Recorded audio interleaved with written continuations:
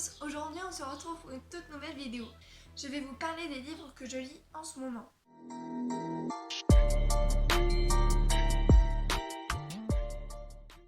Alors tout d'abord, il y a After saison 2 de Anatole ou Anatode, je ne sais toujours pas le nom, mais c'est pas grave.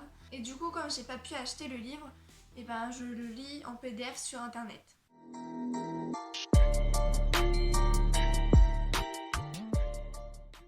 Il y avait la vie avant que Tessa rencontre Ardyn. After. Après. Ardyn n'a rien à perdre, sauf elle. Après un début tumultueux, la relation entre Ardyn et Tessa semblait bien partie. Tessa sait qu'Ardyn peut être cruel, mais quand les origines de leur relation et son mystérieux passé lui sont révélées, cela lui fait l'effet d'une bombe. Tessa est hors d'elle. Ardyn sera toujours... Ardyn. Mais est-il le mec dont Tessa est tombée éperdument amoureuse? En dépit de son caractère colérique, est-il un étranger, un menteur depuis le début? Doit-elle s'en séparer? Ce n'est pas si facile. Le souvenir de ses bras autour d'elle, de sa peau qui l'électrise, de leur nuit passionnée trouble son jugement. Pourtant, Tessa n'est pas sûre qu'elle pourra supporter une autre promesse non tenue. Elle a mis toute sa vie entre parenthèses pour Ardyn. L'université, ses amis, sa relation avec sa mère, son petit ami, même son début de carrière. Mais elle a besoin de lui pour avancer. Ardyn sait qu'il a fait une erreur, peut-être la plus grande de sa vie, mais il veut se battre pour elle. Mais peut-il changer? Va-t-il changer? Par amour?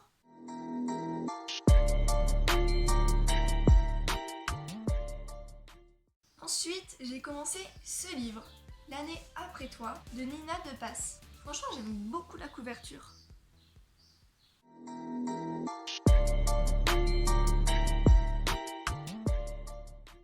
San Francisco, le soir du Nouvel An. Kara survit miraculeusement d'un tragique accident de voiture, mais sa meilleure amie Georgina n'a pas la même chance. Après cette terrible nuit, Kara est consumée par le chagrin. Ses parents l'envoient donc dans un lycée international en Suisse pour qu'elle puisse se reconstruire.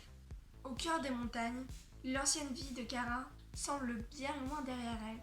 Pourtant, Georgina et sa culpabilité restent présentes à chaque instant. Ici, personne ne connaît l'histoire de Kara, et elle compte bien qu'il en reste ainsi.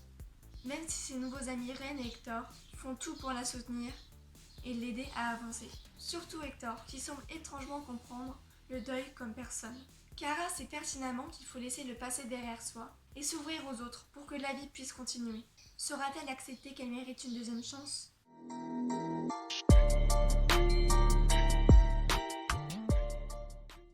Ensuite, il y a Oxel de Ange Pandénomium. Oui, c'est vrai, encore elle, mais c'est mon auteur préféré et je n'en peux rien si je lis toutes ses œuvres pratiquement. J'ai pas tout lu, mais franchement, pas mal de choses quand même. Elle sort un chapitre tous les 2 jours et j'ai vraiment bien accroché dès le début de l'histoire.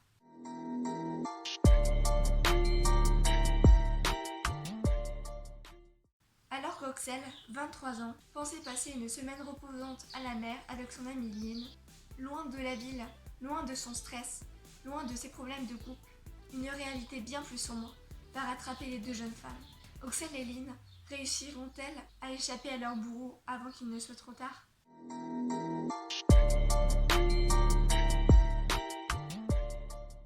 Je me refais également la trilogie King Angelo, Prince Emilio, Prince Demetrio de Little Star 144. Je vais pas lire les résumés parce que ça a été fait dans mon autre vidéo. Les livres qui m'ont le plus marqué sur Wattpad, donc vous allez voir l'affiche là ou une fiche là, je sais plus du tout de quel côté mais c'est pas grave.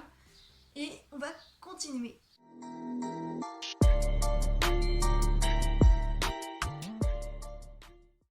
Et enfin, le dernier livre que je lis actuellement, c'est Rival de Continual Condition, donc également sur Wattpad. J'avais des réserves sur cette histoire, je voulais pas la lire, enfin je voulais la lire mais j'étais pas trop sûre et je me suis lancée et je regrette en rien mon lancement dans cette histoire. J'ai directement accroché et j'adore vraiment le style de cet auteur.